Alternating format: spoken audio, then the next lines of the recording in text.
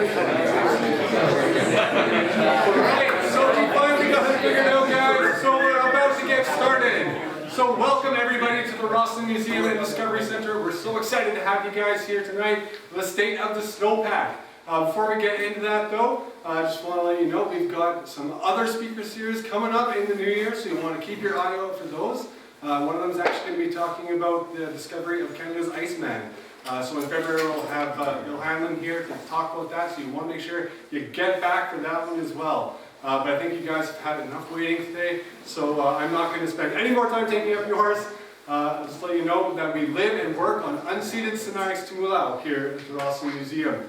What that means for us is that when you leave here today, we want you to know that one, Sinixt, very much not extinct, even though they've been legally declared that, and two, that today you are on Camarkin. That is the name for Red Mountain. If you can take that, spread it about with you, we'll super appreciate that. Before we go any further, I just want to give an opportunity to introduce Jason to come up here and tell us a little bit about State of the Snowpack. So please give a round of applause, Jason.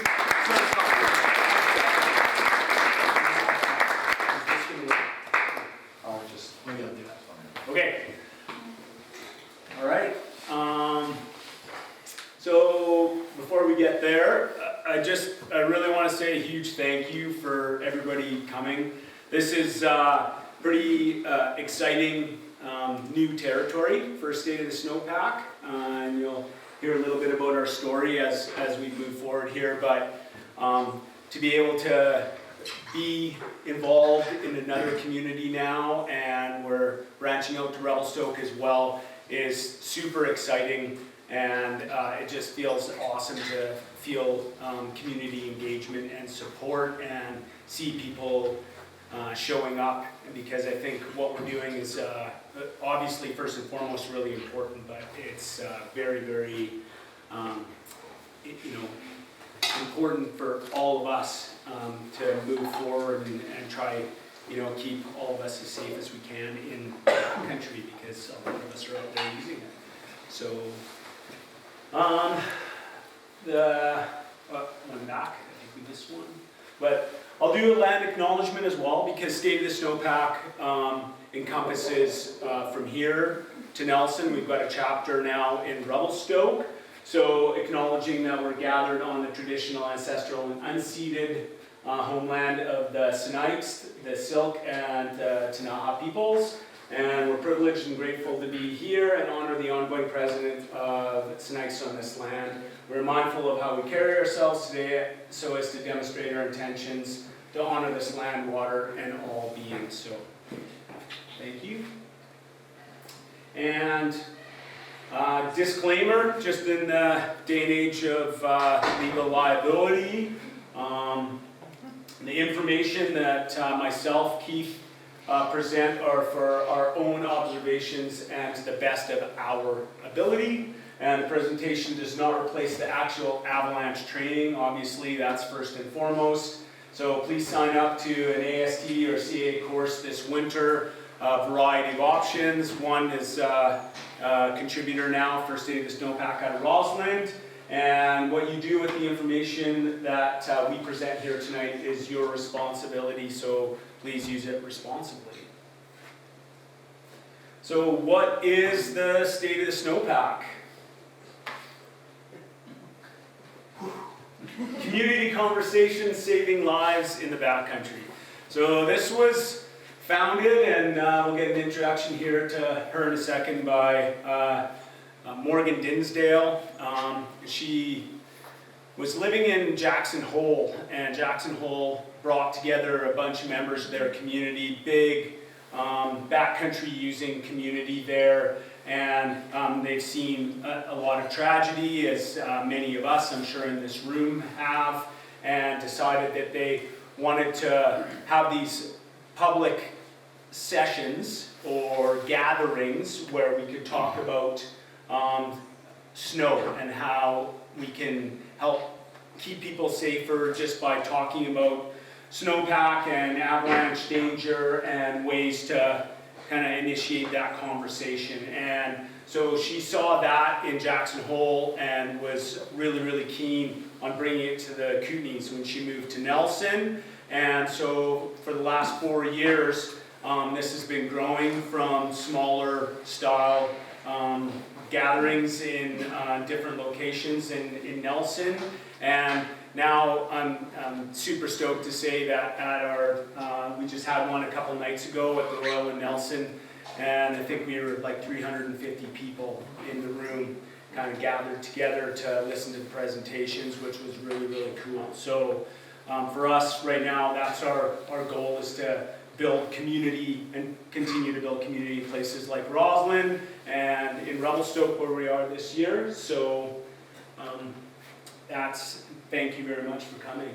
So our mission is decreasing backcountry avalanche incidents, casualties, rescues through the sharing of detailed community-specific snowpack analysis. I think that's really, really critical. It's like you go to the CA bulletin now and you look at the regions, and the CA does or Avalanche Canada, sorry, does an amazing job. They worked really hard the last year to really move their forecast regions so that they're trying to encompass the most up-to-date kind of hazard ratings they can specific to a region, but the regions are still really quite big. You know, the Kootenay boundary region, when they're forecasting, goes all the way from Big White, you know, into towards the East Kootenays and the Purcells. It's massive. So what State of the Snowpack is trying to do is make that a lot more centralized so that you can support AvCan's bulletin with local knowledge from a CAA professional, an avalanche professional, that's kind of breaking down the nuance of those forecasts for you. So there we go, bridging the gap between AvCan's regional avalanche forecasts, local knowledge shared in the InfoX by guides and avalanche professionals, and as local as it gets, snowpack analysis in as clear and simple terms as possible. We want to make this as easy for people to understand so that it's, when you're out there, that you're not struggling to understand the concepts, that you're able to go and keep yourself safer, making safe decisions. And we're sharing information gathered from our local guiding and forecasting communities, allowing locals to make the most informed decisions in the backcountry. So the most important thing happens, that we all make it home every single night, because you know, if you're not making it home at the end of the night, it doesn't matter how good the power was that day, right? So this is our board of directors. Morgan, who I was just talking to, the founder that kind of conceptualized and brought the idea to the Kootenays, and she's CA Level 2 and CSGA 1, and she's our founder and executive director. We have Judson Wright, Nelson-based Kootenay Backcountry Guides, and he's the State of the Snowpack Vice Chair and contributor, makes a bunch of content and our videos out in Nelson Way. Myself, I'm a longtime whitewater forecaster. I've been up at Whitewater, this is my 24th season I'm starting. So, and I'm a CA Level 2 avalanche professional, and yeah, been in the game for a few years now. Kath Payon, and she's our administration and marketing and board member. She's been wonderful just in organizing and really she's good with the tech side of things, where, you know, as far as avalanche forecasters go, sometimes we're good with forecasting things but not so good with tech. There you go. See? That wasn't scripted. And Scott Dinsdale, who's Morgan's dad, and he's a longtime business person that's helping us grow the not-for-profit society that we've started here. So, away we go. Next one. So I want to thank some sponsors. This year we brought Baldface Lodge on as a sponsor. Really, obviously nice for us to have an injection of money. I think Morgan in particular, Judson, myself, have put in a lot of energy and time, but to have that financial support for not-for-profit makes a significant difference, you know, like we're not doing this for the money, but what we're doing it for is to really get the community engagement and really try help people make better decisions as they move through and give them that information. So, you know, that the sponsorship is critical, and thank you, Baldface. As well, Kootenai Avalanche courses based from here in Rossland. The Rossland Museum, thanks so much for hosting us here tonight. I haven't been in here since I was a little kid, you know, years ago when we got to go through the mine. But it's obviously it's still hanging in here, and it looks like a great place to have these speaking events. So thank you to them. It's a wonderful venue, and obviously for Red Mountain Resorts support in the Rossland area as well. And our partners. So getting involved, donate, every penny counts. I mean, you can make a personal donation to State of the Snowpack. Like I say, it always helps. If there's anybody here that is interested in a higher level of sponsorship, we can support the cause bringing the snowpack reports to every ski town across BC, and you can become a key member of the backcountry community or a contributor. Our regions cover an enormous amount of variable terrain, so the more contributors from each pocket of BC, the better we can relay snowpack conditions. So yeah, if you hear of anybody that's interested in helping our cause along, we'd be very, very grateful to have that.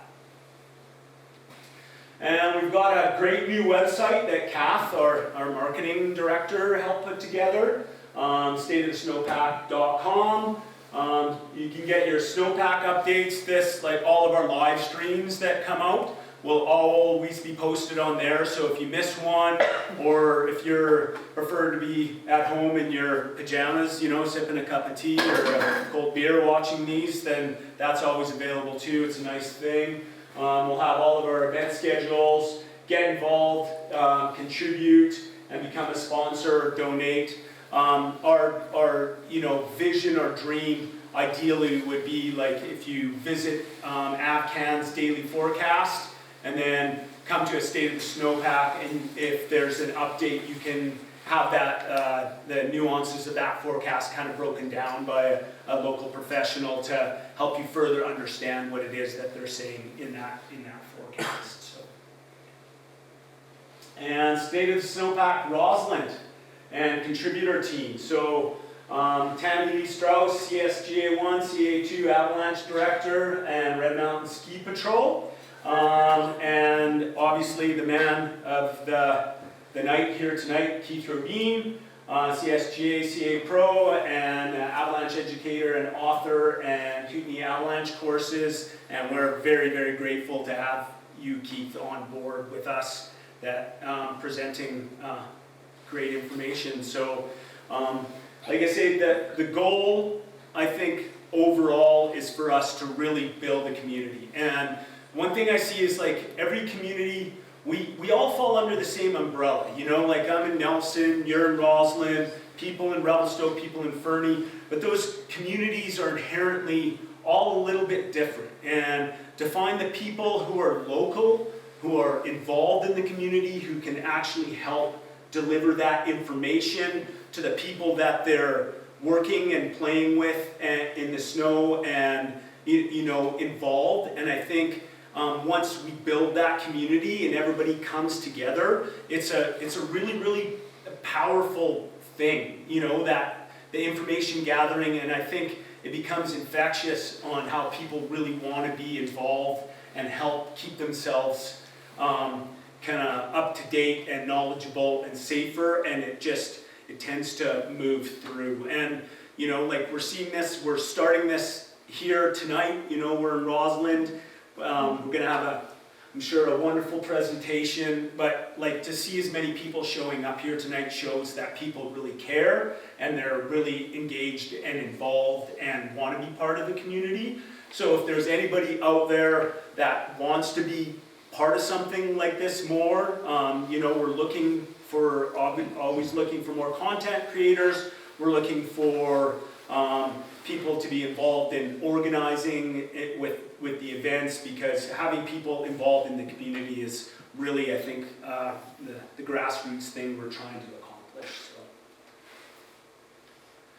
And tonight's presenters, that was me. It's not much of a presentation, more of an introduction, but you know, I'm going to turn it over here to Keith and the avalanche courses, and let's hear what he has to say. And again, I really appreciate everybody coming out tonight. And you know, and another couple things, if you are interested in supporting State of the Snowpack, I should have put some of these out, but we do have some awesome toques, which will go towards the cause, or some nice 3-panel touring hats. So if you're keen, toques are $30, the hats are $35. You can come talk to me, and we can take an e-transfer or cash, and be stoked to see some people in Rossland supporting the brand. So thank you very much.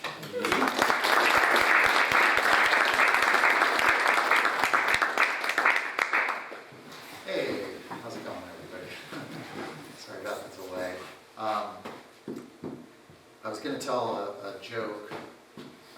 Maybe I'll just tell it more quickly than I normally would.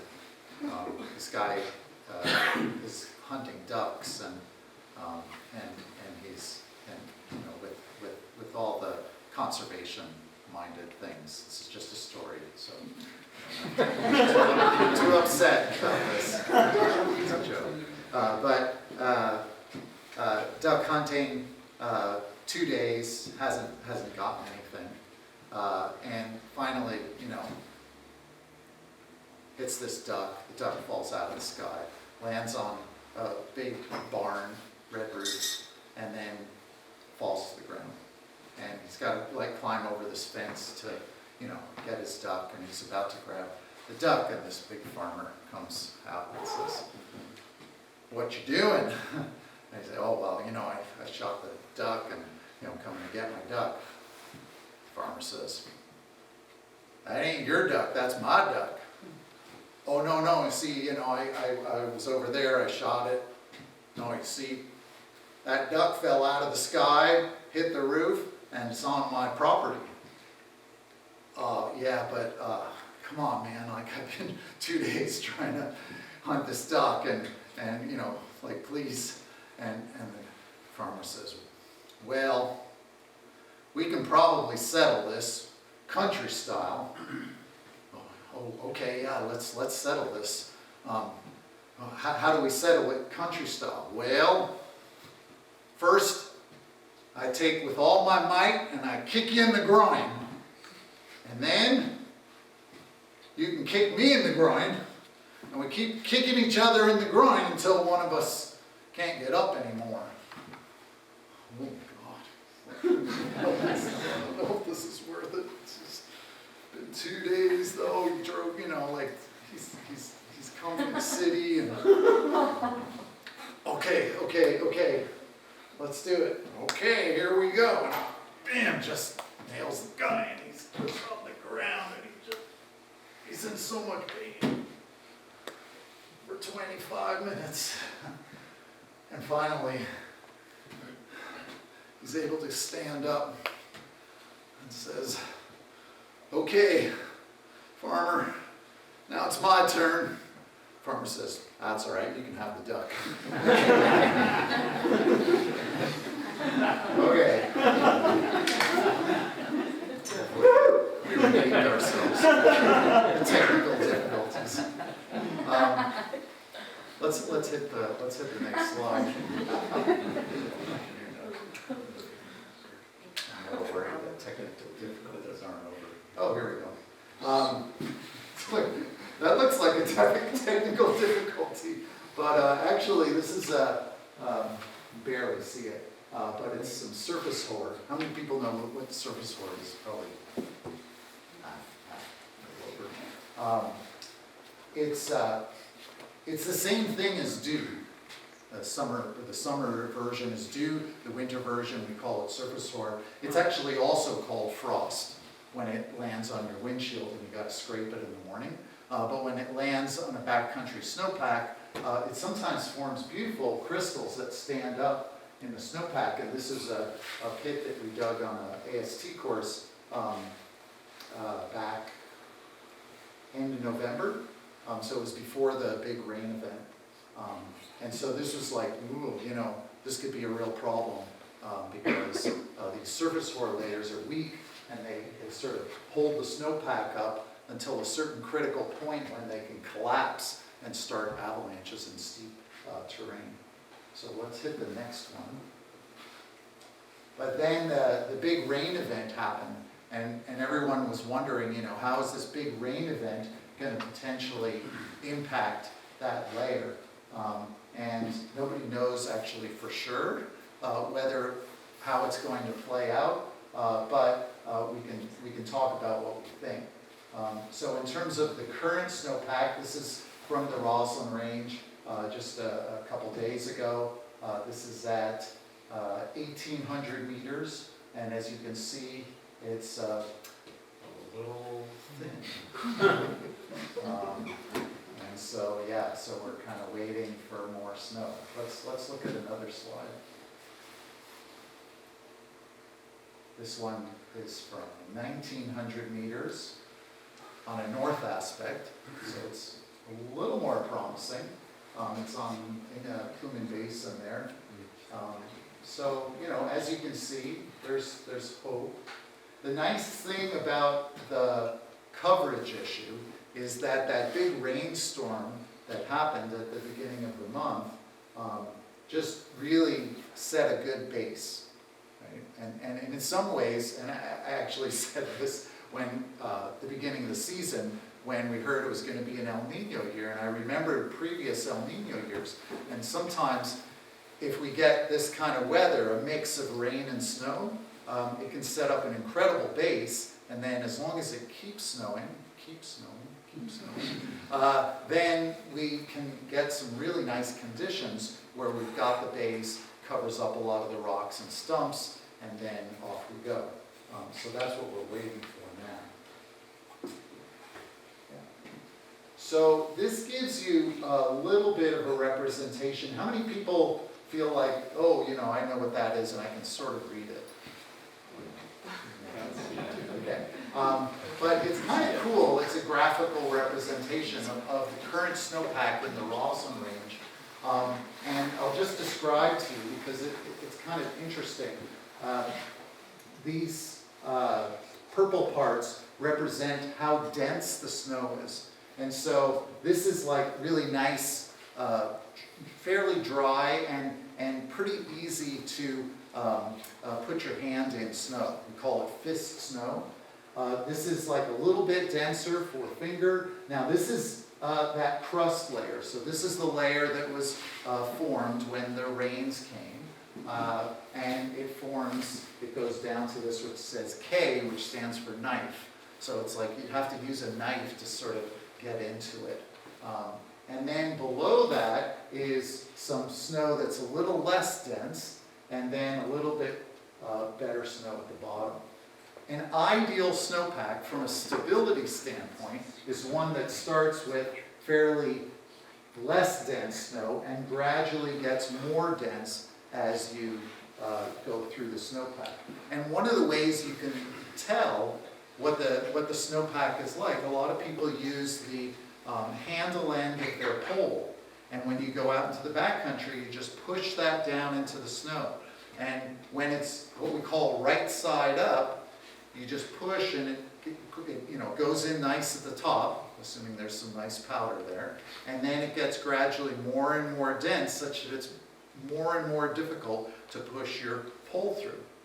That's a right side up snowpack. And this one is actually pretty good. It's pretty close to right side up with the exception of that one crust layer. If you push the handle end of your pole into the snow and it starts getting dense and then it pops through, that's what we would call an upside down snowpack. And you know, every snowpack is different, so I can't say that that's for sure going to be a bad layer or cause avalanches, but in general that's not what you want. You don't want that sort of upside down thing. So it's just kind of cool when you go out next time, check it out with your pole and push through. And as I said, if it just gets more and more dense, that's a good sign. You know, not that you're going to now go ski, you know, the steepest thing you can find. There's other things going on that may not be noticeable in that. It's not the only thing to test, but it's a good general rule. Okay. And this is the surface of the snow right now. And it looks like it's a whole nother potential weak layer called surface hoar. But this isn't surface hoar. This is just because we've been getting this crazy, misty, you know, sort of near zero temperatures that are fluctuating. And so there's just these wild crystals on top. I don't think they're going to be problematic, but you know, that's what will get covered with the next snowfall. So that's sort of where we're at in terms of the current snowpack. The good news, I was listening to Judson's presentation in Nelson, and he tried to, you know, make everyone feel better by saying that nobody really has it much better than this anyway. It's not like we're the only spot that has, you know, a slow start. Everywhere has a slow start. So, you know, even up around Revelstoke, even around Nelson, and even other places in the West. It's just been a slow start for everyone. Now, Western half of North America, really. yeah, the whole West, right? Somebody was talking to me about another year that we had a snowpack like this with a slow start, and then 2010-11, I think, and then actually once it did start snowing, it just never stopped, all the way into May. I mean, that was an incredible year. So let's go with that.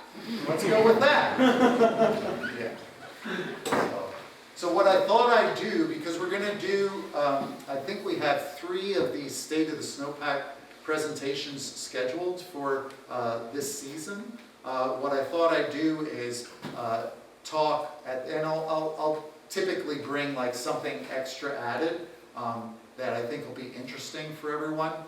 Because there's not too much in the current snowpack, I thought what I would do is sort of compare this year to last year's snowpack and what are the differences. Because last year sort of had some similarities in terms of the way it started. But before we go to there, and this is where hopefully technology is going to work for us, it might be useful to look at the current avalanche forecast. So let's see if we can do that without everything going haywire.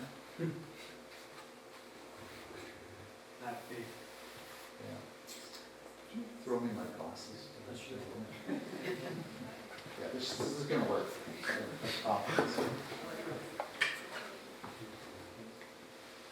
And that probably everyone knows, it's avalanche.ca. And I always like looking at this overview of the map to get started. And you can sort of see probably who's getting snow. Can you tell by looking? Yeah, that red area. So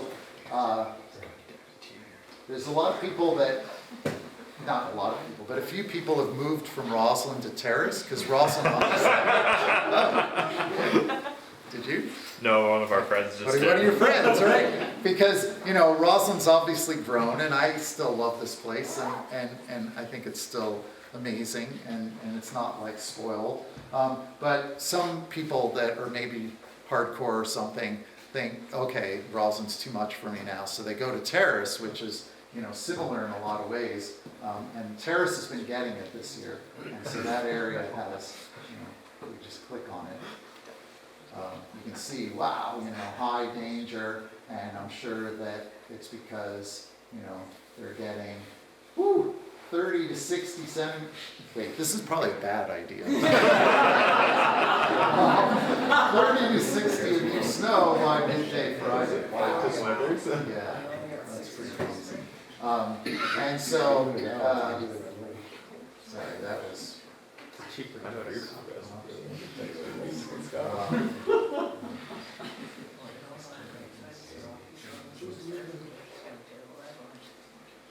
But, you know, and then poor us, here we are, with the danger low, low, low. And it's just, yeah, it's just kind of tough because there's just not a whole lot in our forecast. I think we're maybe expecting a tiny bit, 5 centimeters tomorrow. Could be rain, could be snow. Freezing level is supposed to drop tomorrow night.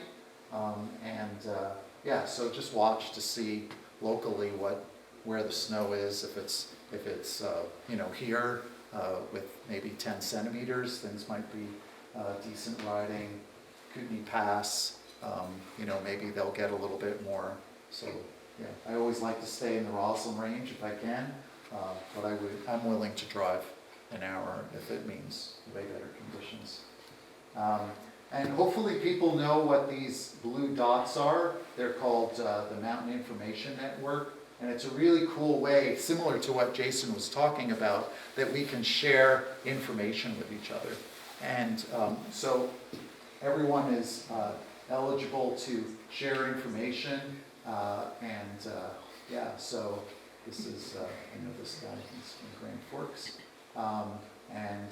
Yeah, they found good skiing above 2,000 meters in the Rossland Range on Tuesday. Yeah, so that might have changed by now, but yeah. So it's just really great because you can get that local information. It's also really interesting on here. You can pick up some of this data that's current from Strawberry Pass. And you can see here how, wow, okay, well, it's cooled off a little bit at Strawberry Pass. The temperature's hovering right around 0. And you can also see when we do get additional amounts of snow up there. So, yeah. Does anybody have any questions about, you know, how we get local information? Red Mountain is also, you know, a good place to go. They have webcams, so sometimes those pictures are useful. So let's go back to talking about what's different between this year and last year. So this is a picture from last year on, I think around December 9th. And last year had that same dry period in November. And there was a little bit of rain mixed in, not quite as much as what we got. But some early snow followed by cold, dry weather, which we kind of had too. The challenge last year was that it stayed really cold, and we got certainly a little more snow than we have now, but not a ton. Like a lot of our snow didn't come till later in the year. And so we sort of sat with like a meter, maybe 1.5 meters, fairly cold, and the snow that formed in November got really sugary. We call it faceting, and it has to do with a process in the snowpack where the snow crystals under the right conditions bond really well.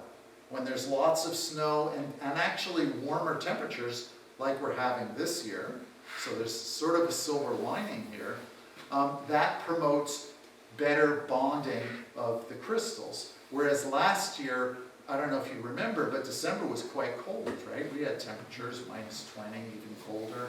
And what that did was it made the lower part of the snowpack pretty sugary. And during that period of the dry weather, we had these crystals forming, the surface hoar, just like the frost on your windshield, forming that left us with a weak snowpack. And so that's where this avalanche was sliding on that layer. And it made things really tricky for pretty much the whole season. And so we'll talk about that a little bit more. Let's go to the... Bigify it again? Oh, Bigify, right. Yes.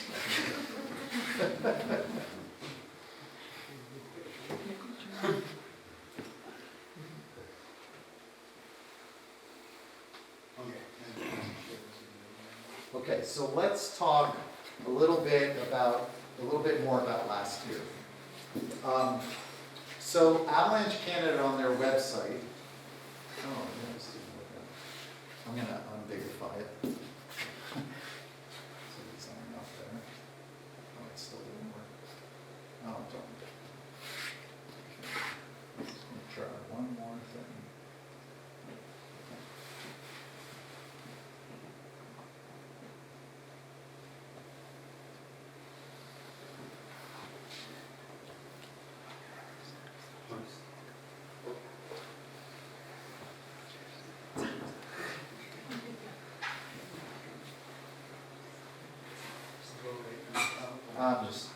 This is what I developed earlier, and I tried to get it onto their Google Slides, and it was just so much effort,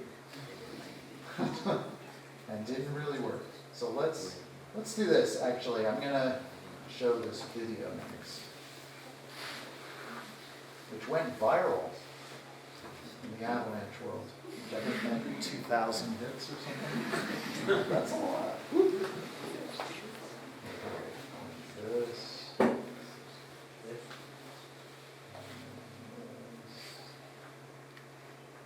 It's Keith Robine from Kootenai Avalanche Courses. It's December 29th, 2022.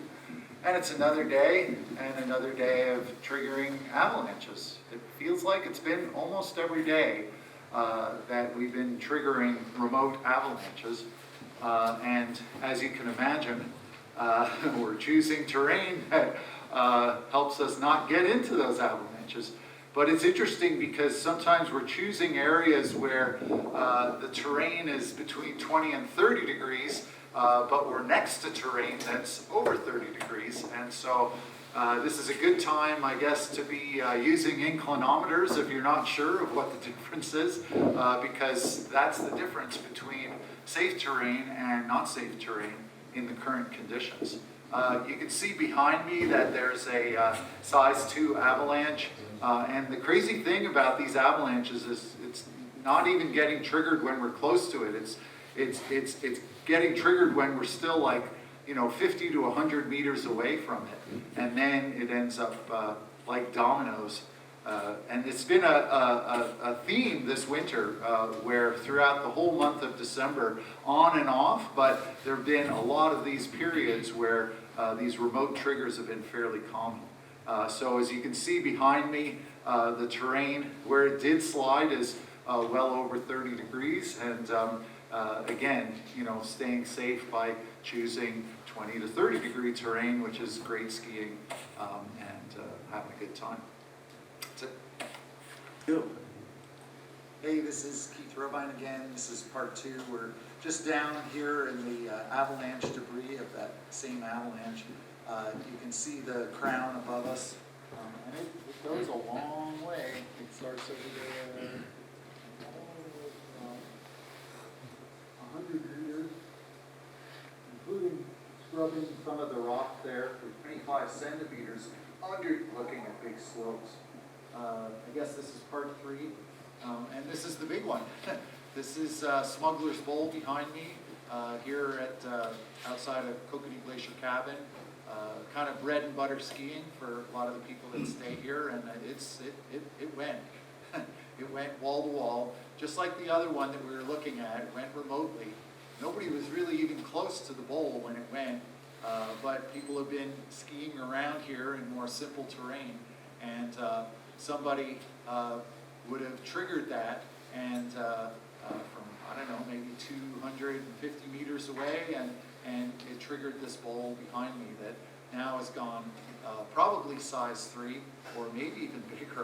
When we add up all the numbers, it's almost a kilometer to the other side of the crown.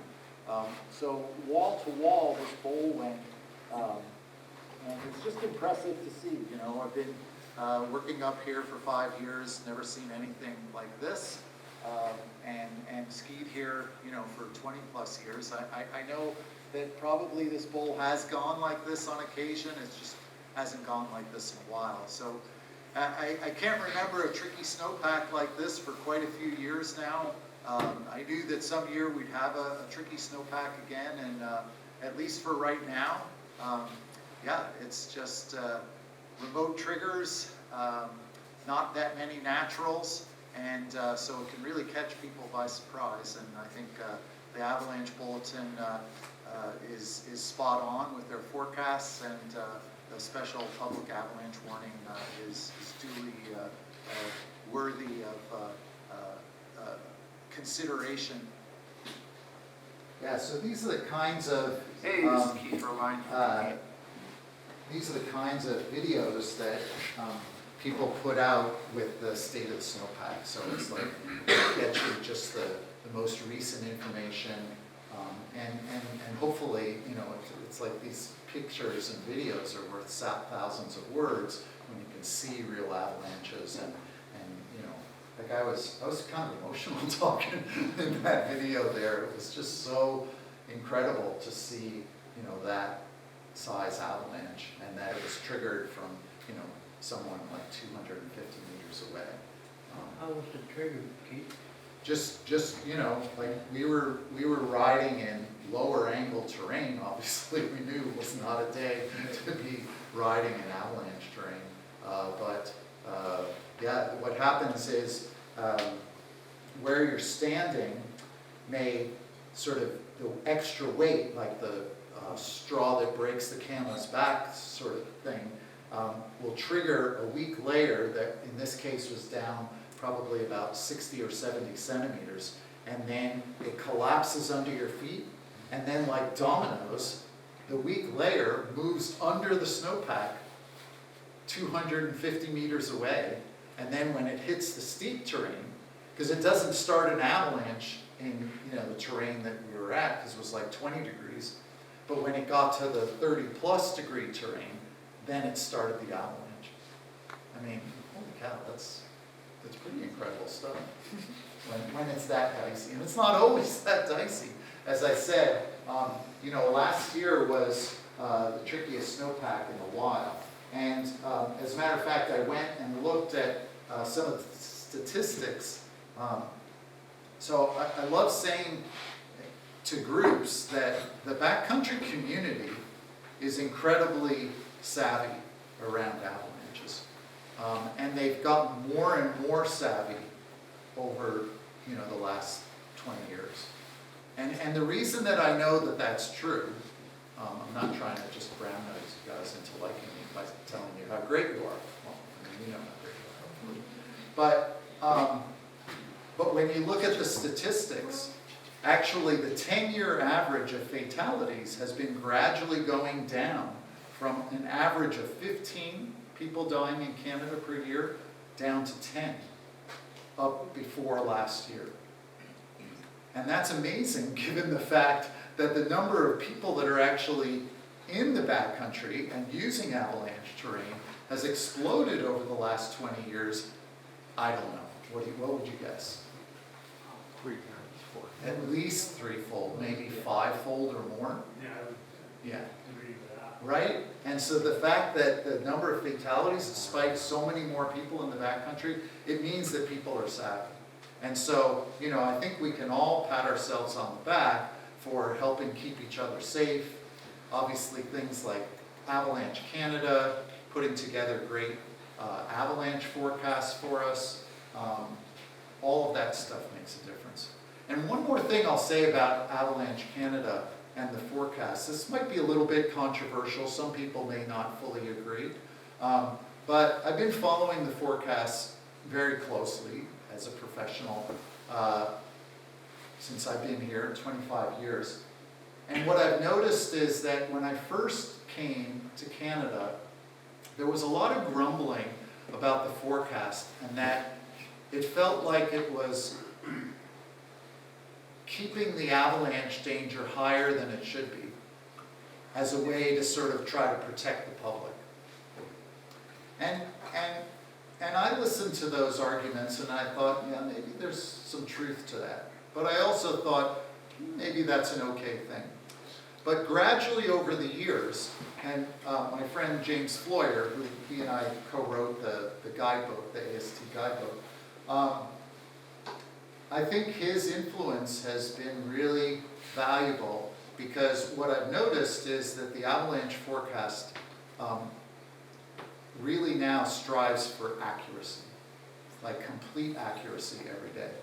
They're not afraid to call the danger moderate when the danger's moderate. They won't keep it at considerable just because they're worried that people are going to be unsafe.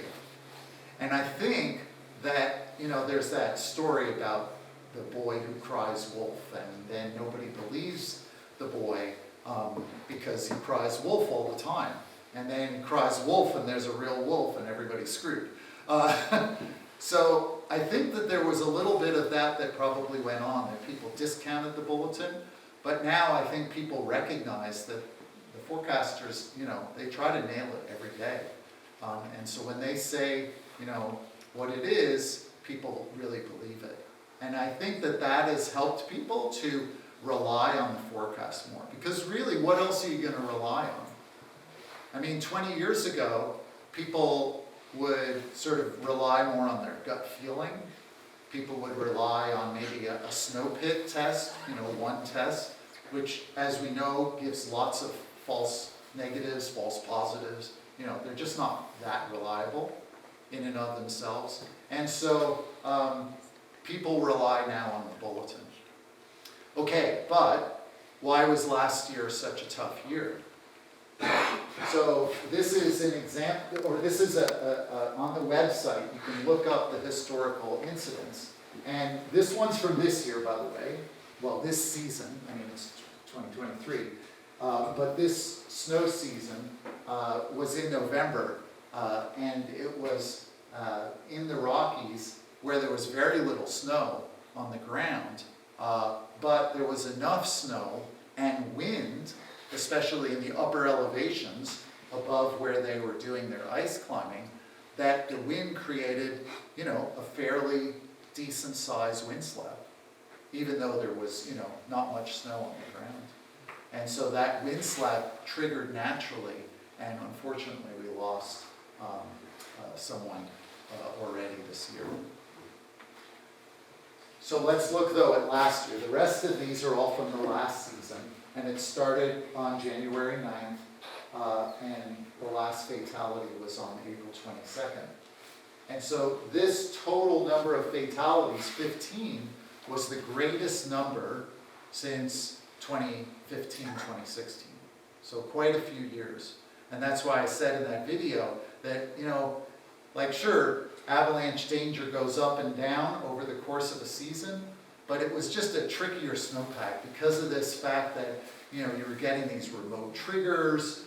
There weren't actually that many natural avalanches. A lot of times, you get these clues, red flags we call them. You see avalanches, it's like, yeah, okay, I get it, But you'd go out there and be like, everything looks like it's pretty good. And then people would get surprised. And unfortunately, that's was, making it so tricky and made it a tough year and more fatalities. So what can we learn from that? Whenever I talk about fatalities, I just think also at the same time about, wow, it's kind of hard to talk about these things because real people were involved, real families were affected, friends, the people themselves. And so I just do it with as much respect as I can muster, because we're talking about real people. And at the same time, I trust that they want us to learn, and there's nothing really more compelling than learning about, where people went wrong and how they got tricked into thinking that things were better than they were. So let's just talk a little bit more about that. So these are the danger ratings on each of these avalanche accidents. And the numbers correspond with 1 is low danger, 2 is moderate danger, 3 is considerable danger, 4 is high danger, and 5 is extreme danger. How many people died in high danger last year? No one. No one died in high danger. And this is kind of an interesting thing that we've been, kind of talking about a lot in avalanche education. Low danger is pretty easy to manage the risk because it's low danger. And not many people die in low danger. You can see here there was some low danger, but it was like below tree line.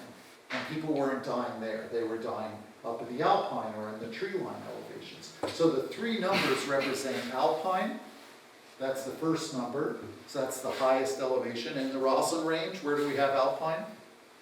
Old Glory.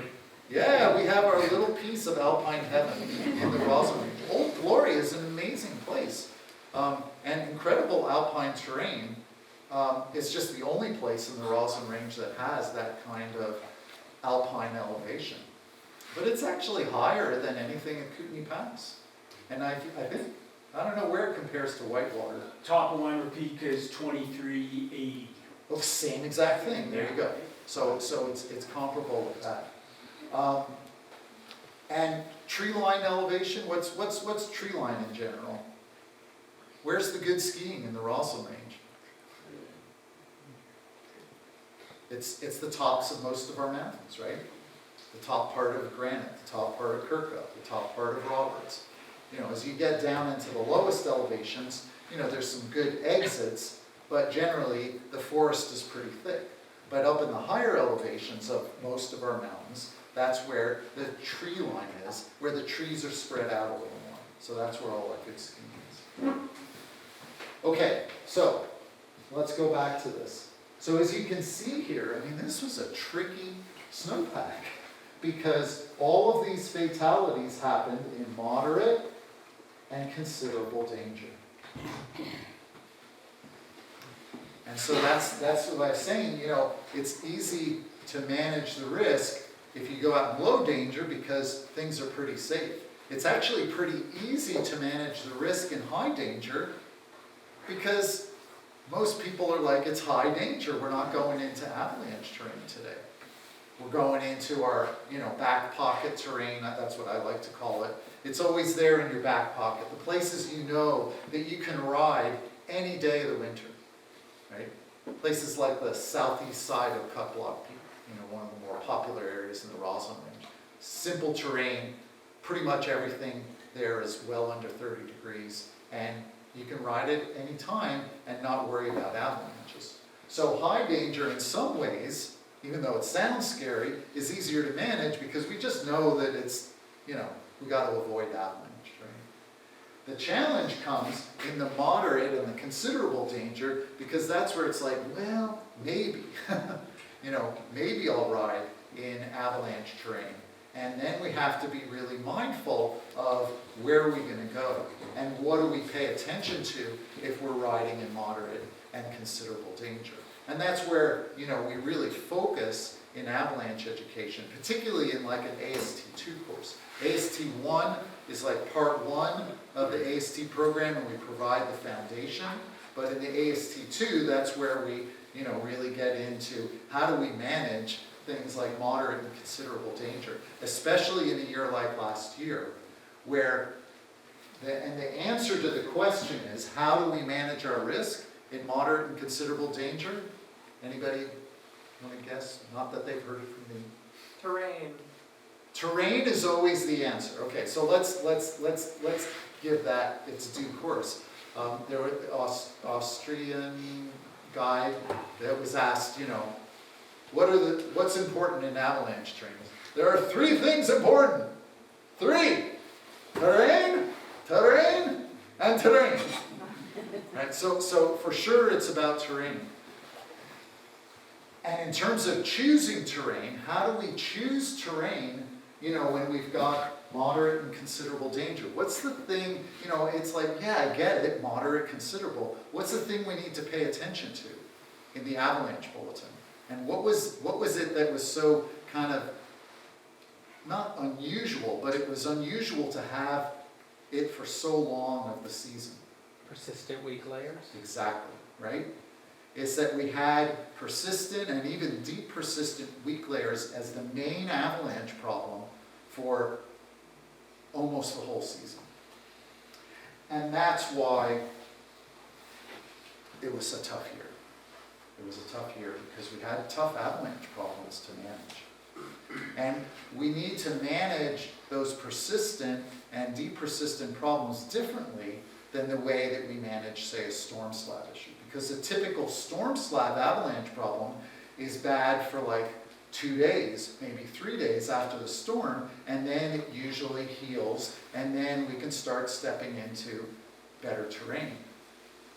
The challenge with a persistent or a deep persistent layer is it's so unpredictable. And sure, those layers are easiest to trigger just after a storm, but they don't heal like a storm layer does. And so it's a really, really challenging situation. Does anybody know or can guess? And if you had to guess on most of these fatalities, because most of these fatalities were with the persistent or the deep persistent layer, not every single one, but most of them. What's the trickiest places, or where are the most dangerous places, I should say, when you're dealing with these persistent and deep persistent? So these are layers that are deeper in the snowpack. Convexities? Convexities are always sort of challenging because they represent steeper terrain, but not just that. The north aspect? Not just north aspects, these happened on all sorts of different aspects because the problem was pretty widespread. It wasn't just a surface ore problem. Shallow Rossland? Shallow? Yes, Rocky area. yes. Shallow and rocky zones is what's really tricky when you're dealing with a deep layer. Why? Because in the shallow area, the deep layer isn't so deep. And it's easier for us to trigger it. Right? Generally, it's pretty easy for us to trigger a layer that's down, say, between 30 centimeters or 50 centimeters, even 60, 70 centimeters. But once a layer gets deeper than a meter, it's not impossible for the weight of us. Maybe if everybody in the room got up. Should we get up? Just kidding. Everybody get up. Just for a second. It just feels like a little energy would be good. Okay? And on the count of three, we're going to jump up. Don't hurt yourself. On the count of three, we're going to jump up and then crash down. 1, 2, 3. Oh my God, we just started an avalanche. That would potentially start an avalanche at maybe a deeper layer because there's so much weight. But typically, I've never done that. Typically, the weight of one skier or two skiers isn't enough to trigger these layers that are down like over a meter. But in the areas of the snowpack that are shallow, right, rocky areas, then that really challenging layer isn't so deep, and that's where we end up triggering. And like dominoes, it spreads out over the whole slope, not just right underneath your feet. And so then the part of the slope where the layer is down 1.5 meters or 2 meters, it comes down with everything else. And you've got a really big avalanche and a really big problem. So this year, State of the Snowpack, our hope, feel free to chime in, because it all depends on the weather, right? We're all wondering what's going to happen, but it really depends on what happens from here going forward. If it gets cold, if it stays dry, then the snowpack's going to turn to crap again, right? Just like it did last year. Because that's generally not a very good thing for a snowpack. However, if it stays relatively warm, but we do get, the El Nino rock and snowstorms that we sometimes get in a big El Nino year, then it'll hopefully put the November concerns far enough away and hopefully to rest. That's kind of what I'm thinking. And part of the reason is that rain event, like if you go down into the snowpack and check it out, it's still moist in there from all that rain.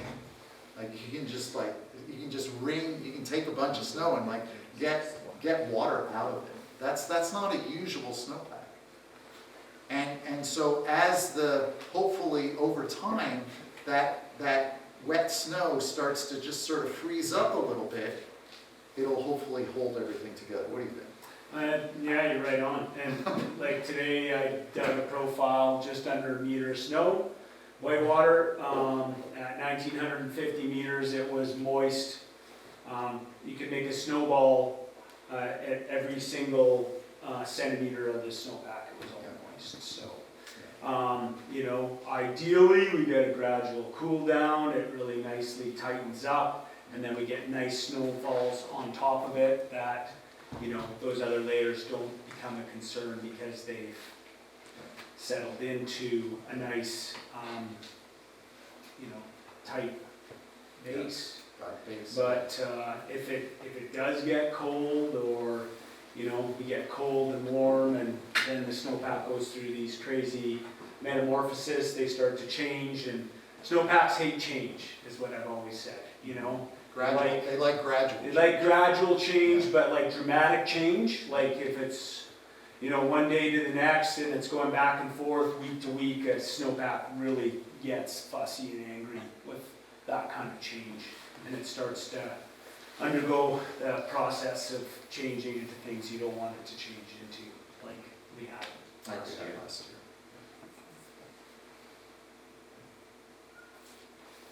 Yeah. What else should we talk about? I think it's worth talking about this column here. Oh my God.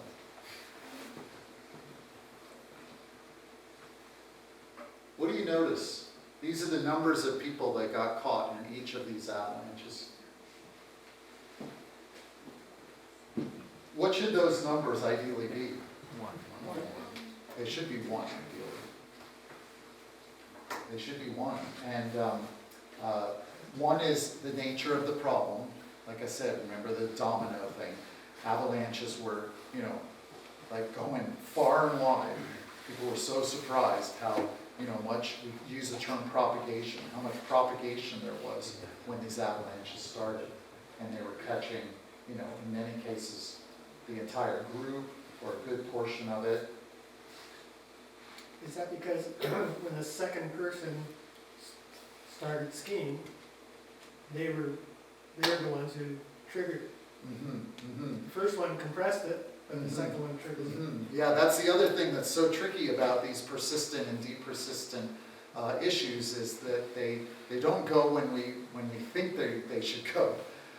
If you're dealing with a shallower slab issue, say like in a storm slab or even in a wind slab sometimes, if it's not too deep, you know, typically if it's going to get triggered, it'll get triggered by the first rider in the group.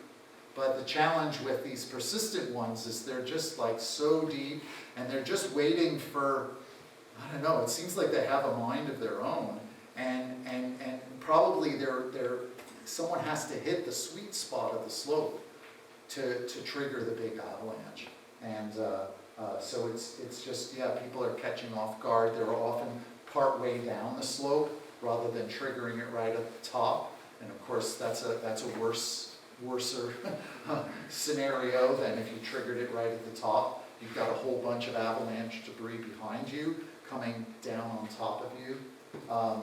So I think, you know, again, with the utmost of respect, you know, we're all out there trying to manage our risk. It's a really good reminder about being super vigilant in terms of the way that we travel in avalanche terrain. Right? So what are the things that are kind of the golden rules of traveling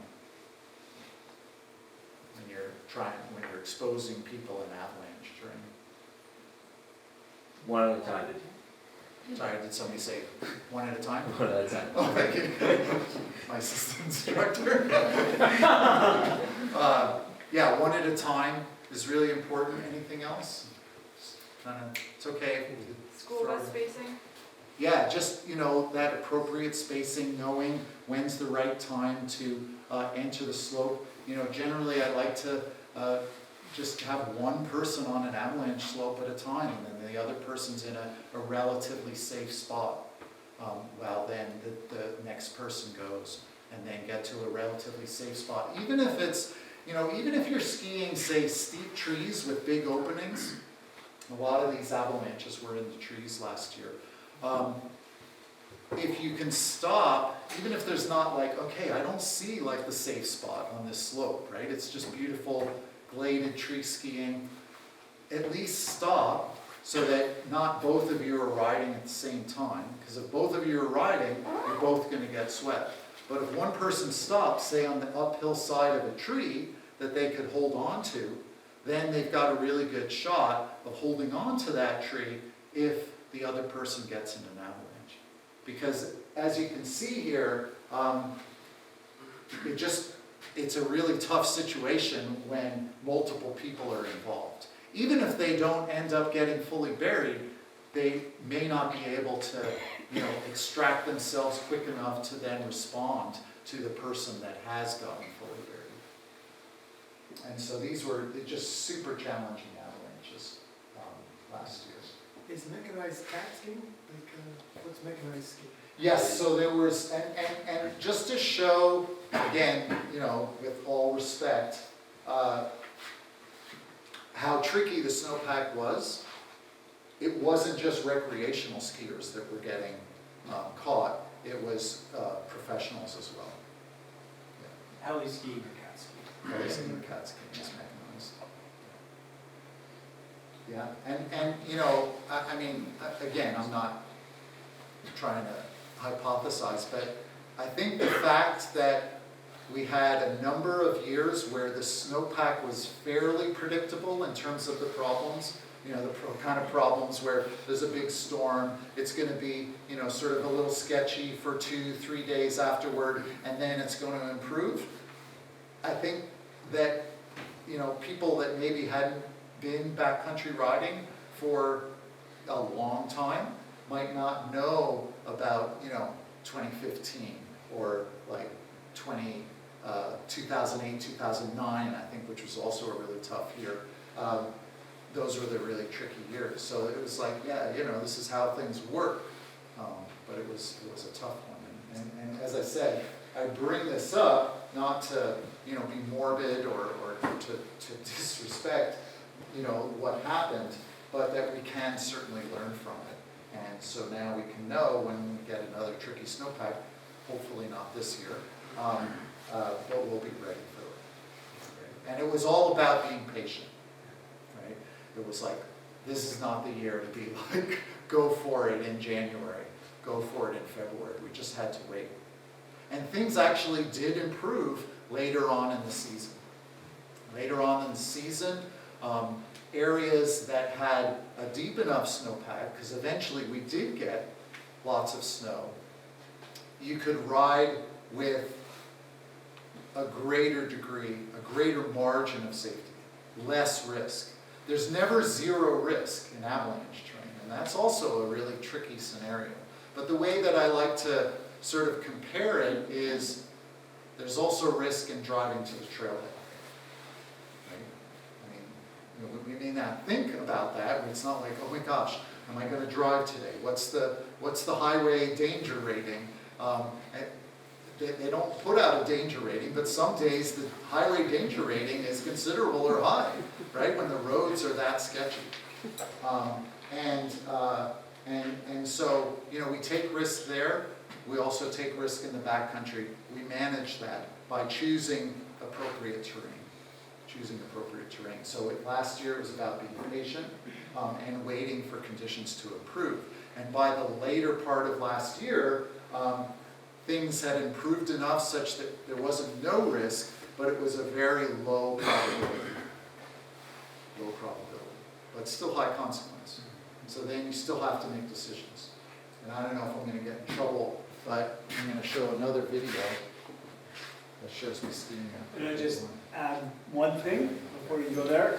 But I think one thing for all of us to kind of take note of, given that last slide, is that given the nature, and that's what I've seen, and I'm curious to hear your thoughts on this too, given the nature of our changing climate and winters, I think we're starting to get into more of these tricky style snowpack winters because we're getting dramatic weather events, we're getting cold for extended periods of time, wind events have become, like I'm seeing such a change in dramatic wind events, snowfall, warming starts, and when that happens, the layers that build, it inherently becomes a lot harder to forecast for what's happening. So to be paying attention, I think now more than ever as these things start to change is really, really important, because these might have been 1 in 20, 1 in 10 year cycles, but it seems like now it's starting to kind of speed up and get, the frequency is increasing, and I wish it wasn't, but that's kind of what I'm noticing, so, yeah. I'll provide a little counterpoint to that, because I've been doing a lot of webinars this year, and I find the most interesting ones are where the presenters don't agree. It's just because it's sort of the nature of what we're dealing with, right? When we're dealing with an environment, and nature is determining all of this stuff. As soon as we think, we've got it all figured out, it's important to recognize that then there's another side of looking at these things. And so as I've gotten more and more, years in this, I guess in some ways I've gotten more confident that I'm not sure what's happening out there. I'm not totally sure. I mean, I can guess, but I'm not totally sure. And I think in a lot of ways, even though that sounds like, less confidence, in some ways it's just giving me confidence to really acknowledge that I'm never 100% sure. And that really what I'm doing is I'm managing my risk by choosing terrain based on all of this stuff that you see on this slide. Looking at the forecast and using good travel habits, and then once I get out there, verifying, what's happening with the snow, what's happening with the sun compared to the avalanche bulletin. And so this is what we developed in 2018, just as a way to kind of have a circle or a box or something to hold these important items so that we don't forget, and we can sort of use these as a way, in my opinion, it's not just to stay safe, but it actually helps us to build our confidence when we do step into avalanche terrain.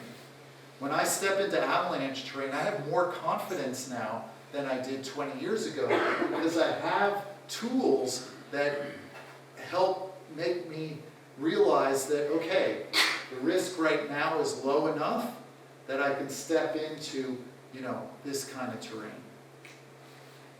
And I think that's the cool thing about avalanche education.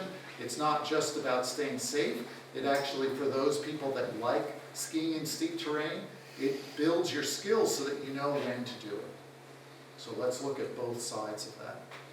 But in terms of, tricky snowpacks, I don't know. Yeah. I don't know. I don't know what climate change is going to do to that. Yeah. For sure, extreme weather is tough, but we'll see. So far it hasn't even given us a snowpack.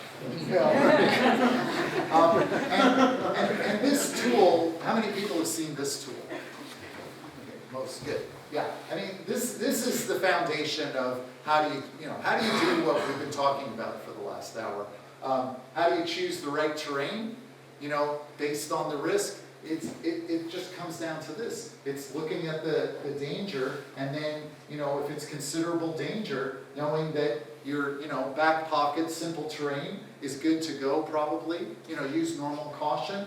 That challenging terrain, those places that have a mix of avalanche and non-avalanche terrain, is yellow, and yellow is sort of like you have to be really choosy.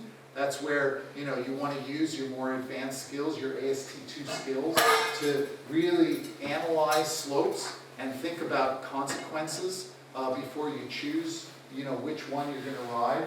And then complex terrain goes into the red. It's not the day in considerable danger to be stepping into really big terrain, complex terrain, size 3 avalanche potential, that sort of thing. And so, so this is where, this is how you do it. And like I said, this has been able to give me that sort of confidence. to be able to do something like, you know, this is end of March. So let's see if this works. Hey, this is Keith Robine from the Avalanche. This is March 28th, 2023, and the last time. Hey, this is Keith Robine from the Avalanche.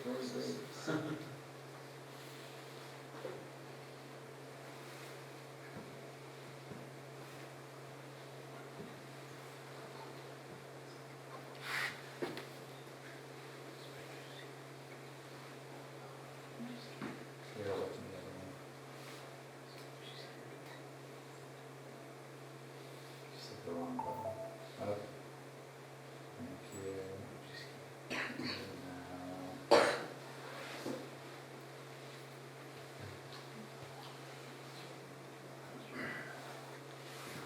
Hey, this is Keith Robine from Kootenai Avalanche Courses. It's March 28th, 2023, and the last time I did a video, we were more in the middle of winter, and now we're getting toward the end of March, and things are changing. How are they changing? Well, obviously things are getting more spring-like, but we had minus 20 last night, so winter can still do its thing and keep the snow good, particularly on those more northerly aspects, which is what we just skied here. And just wanted to talk a little bit about earlier in the winter. It's been a winter for being patient, and it's one of the things that we talk about in terms of human behaviors that helps us stay safe in the backcountry. Patience has kind of been the name of the game. And we were just saying, wow, we just can't imagine that we'd be skiing lines like this later in the season, but sure enough, we just had to wait, and we've got a pretty good snowpack here. We're in the Selkirks. We've got close to 3 meters, and the danger of a deep layer release isn't completely gone, but it's so much less now that the avalanche bulletin is down to moderate, low, low in the 3 different elevation bands, and so it's really only in the last week or 2 that we've started to step cautiously into bigger terrain. And we've pretty much avoided all of this terrain the whole winter. And how are we doing it? Well, just like any other day, we're using the daily process. We got the forecast, which, as I said, is moderate, low, low. We planned, where are we going to go today? We're avoiding areas which is more shallow areas. That's where the avalanche problem is, potential deep layer. We're avoiding that kind of stuff. We got the right gear. We're verifying conditions by, having the visibility of a day like this to do this kind of a tour. You want to be able to see, you want to be able to notice, do I see signs of other avalanches? And that's been a green light check for us today. We're using good travel habits, spreading out where appropriate, and picking slopes where we feel like we can, obviously step into bigger terrain, but also think about where's our escapes, where's the high ground, and right now we're up on a little bit of a high ground feature.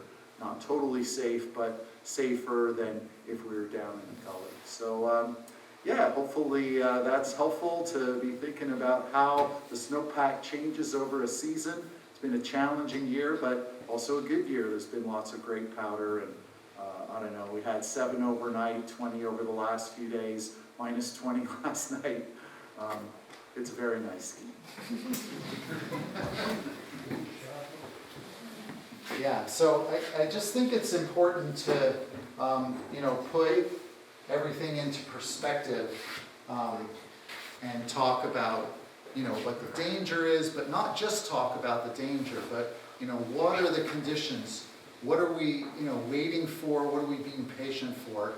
So that we know under those conditions when we can start stepping into that other terrain. And it's an incredible, journey of being able to ride with, other people who are similarly minded, and we're all kind of looking out after each other. And, I just thought we'd do a quick little exercise before wrapping up. And so here's an example. Actually, I'm going to use this next one.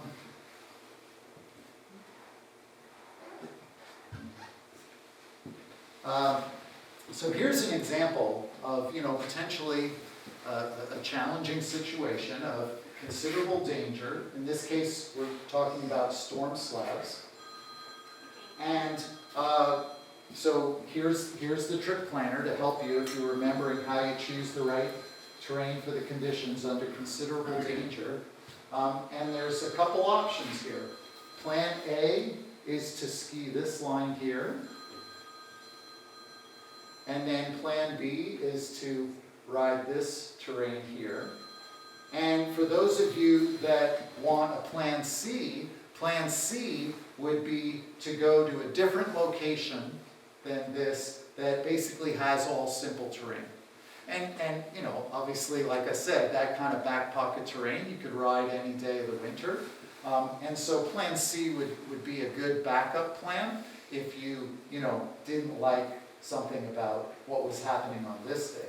However, if the conditions were similar to what the avalanche forecasters were predicting in terms of overnight snow, in terms of temperature, in terms of wind, just take a look at this and think about what would I feel comfortable riding. And as I said, you can use this as a guide. So here's considerable danger. What would I feel comfortable riding? And we'll do a little poll. And you can vote for as many of these as you want.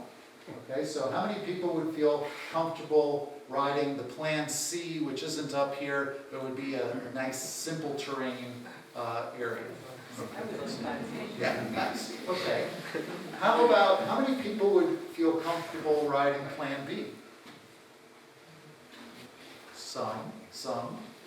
Let's talk about Plan B for a second. Some people get intimidated by this ridge, but I just want to point out the slope angle on that ridge is not super steep. And the other thing is that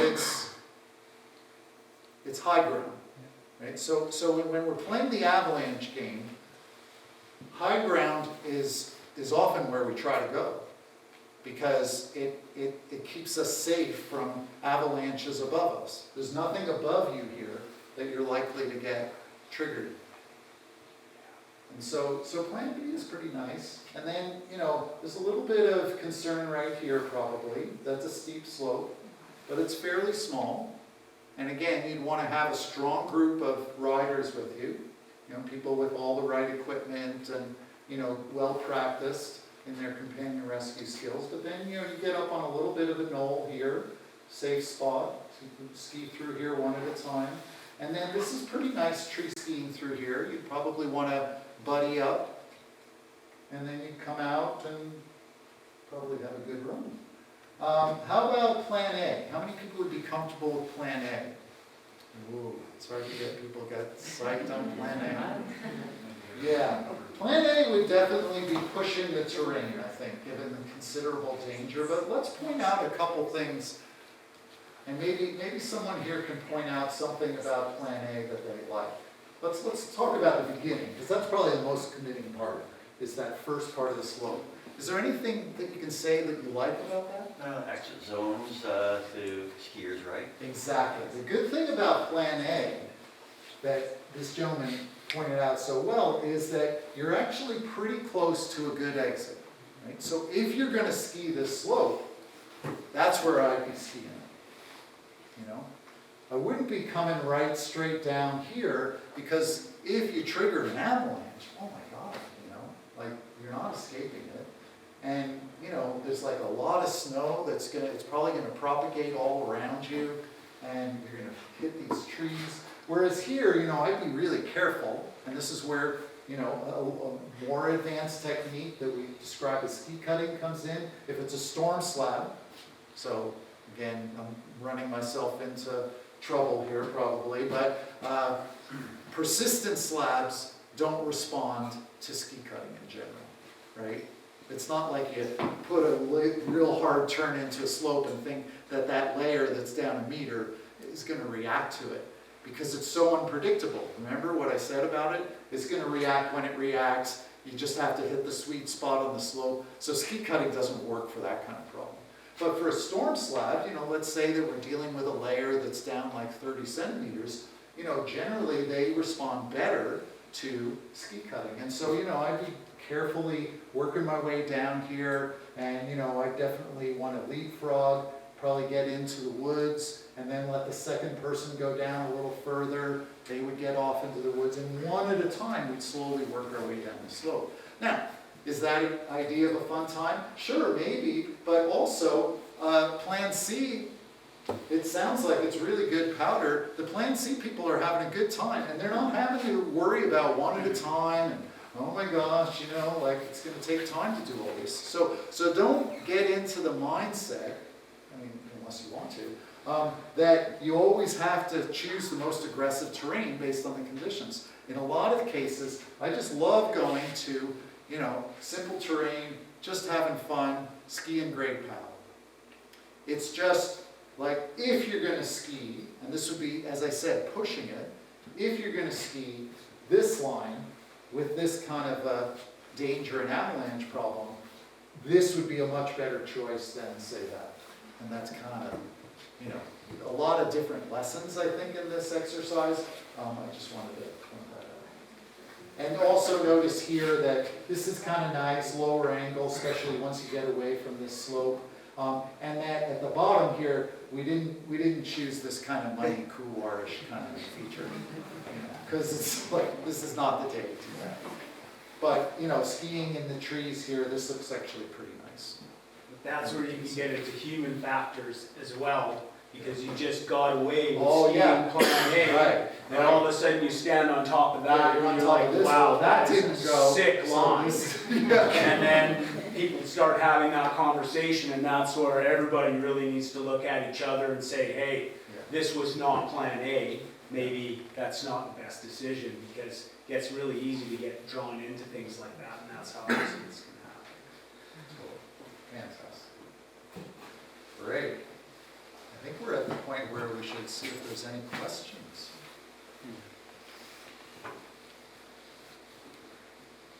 Nobody wants to start. I'll ask the second question. Somebody ask the first question. Uh-oh. Thanks. So, last year you went through the historical events, and there's a number of them that involve guides, you know, lead guide, tail guide, and they're under huge pressure. You know, people are paid big money to go on these heli a week or something like this. Big pressure to take people to the, you know, pre-move terrain. Is there any kind of guidance coming this year based on last year's experiences to tell guides you need to be a little bit more ready to tell your clients, you know what, today or this week is just not the week to go do that area that you might have done last year? I don't know. And yes, and no. I mean, right? There's many ways to answer that. You know, the biggest one is I don't know. I'm sure each operation is going to, you know, talk about last year, you know, and then how they manage that. You know, I'm not sure. And I can't remember which would be the yes and which would be the no. But the other thing I think that's important to point out is that the track record for mechanized is very good, you know, and generally, you know, if people are driving or flying or whatever to get to their, you know, destination thing, they're probably more likely, you know, have trouble in their travel plans than in, you know, using that particular company. But last year was certainly eye-opening, and I'm sure people are thinking about it and talking about it. It was a tricky snowpack, and they got caught in several situations. And so it was, yeah, it was a tough year in that run. I guess the most dangerous spot on that Plan A, Keith, would be just if you're turning to come out the bottom there, eh? Just if you're turning through that open spot. Yeah, in some If there's ways, something triggered above it. it's Exactly. right down there, eh? Yeah. Yeah, in some ways you're right, and that's what makes those deeper layer instabilities so difficult, because you just don't know when they're gonna go. And a storm slab is a little bit easier to manage, because usually if it's gonna go at the beginning of the slope. I mean, that's what we hope. That's what we hope. And that's the general trend of these things. So again, it's always weighing the odds of, how much risk is there before we make these decisions. Keith, I'm just curious, the dates of the bridge, like on Smugglers, that one huge, Yeah, that was, December 29th. oh, that's what I thought you said. And what about the other, there was another one, I think earlier than that? Like, Yeah, that picture was December 9th. Okay. Yeah, so it was like, we weren't seeing any problems leading up to December 9th, and then because we knew there was a bad layer, but sometimes it takes time for the snow to build up enough, especially because it was cold. So it was just dry powder on top of a weak layer is often not an issue. And it takes like a number of storms to sort of condense the layer into what's cohesive enough to be a slab. So then we have a cohesive layer that can move as a unit. Whereas if it's just dry powder over a weak layer, it typically doesn't avalanche. It needs like more time to consolidate. So it's really weird, right? And so challenging. It's like, okay, well that weak layer is buried now, let's see if it reacts. Often you have to wait until there's like 30 or even 50 centimeters before it starts to react. So it's like kind of a waiting game. And then, we're just kind of going to see what happens. And then is it going to turn into a problem layer or not? It's fascinating stuff. The good news in all of that, right, is that we don't all have to be the most experienced snow scientists to figure it out. That's what the avalanche forecast is for. Because they're gathering data from, if you're out there doing snow science and you enter a MIN, Mountain Information Network, the forecasters are looking at that. They're like, oh, cool, more MINs, so more information for them to pool all the information, and that's how they come up with such a good forecast. Because they got a lot of information, all the mechanized and Ministry of Highway and Whitewater, and everybody's giving them information. So they have so much to work with, and that's why they can come up with a pretty darn accurate forecast. So we don't have to all, be the best snow scientists to figure this out. We look at the bulletin, that's how we use everybody's expertise is what helps keep us safe. It's a very cool thing, and I don't know, if there's any really system like this in other areas of the world, that have it to this degree of organization. It's very highly respected amongst our peers in other places. Yeah. When is the next State of the Snowpack for Rossland? When is the next one? Is it end of January? I think it's the end of January. I know Nelson has January 11th, but I don't know if we were staging them close together or not. No, yeah. they were kind of based on my schedule's availability. Okay. But yeah, I think I'll be It's probably back on here our around the end website. of January. And hopefully we'll have lots to talk about. Lots of I thought snow. that's what you were going to tell us Lots tonight. of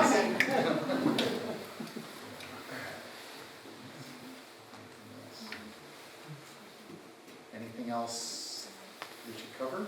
No, I just want to say thanks to you. You had Yeah, an amazing presentation.